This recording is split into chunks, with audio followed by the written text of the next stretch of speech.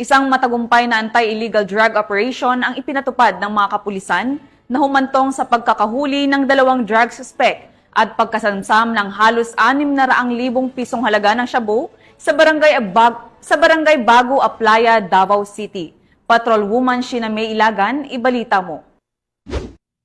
Isang matagumpay na anti-illegal drug operation ang sigawan ng Baliuc Police Station nito lamang Hunyo taong kasalukuyan na nagresulta sa pagkakaaresto ng 2 hininalang drug personalities at pagkakakumpiska ng tinatayang 84.1 grams sa hininalang shabu na may kabuuang halagang 571,880 pesos. Ang operasyon ay sigawa bandang alas 8 ng gabi sa Phase 2 Gulfview Subdivision, Barangay Bago Aplaya, Davao City sa ilalim ng koordinasyon ng Philippine Drug Enforcement Agency.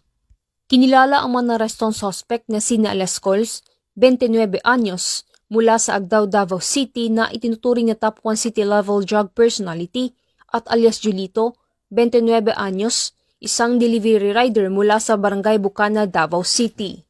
Ang mga suspect ay nasa kusdiya ng sabing stasyon at naharap sa kasong paglabag sa Republic Act 9165 o Comprehensive Dangerous Drugs Act of 2002.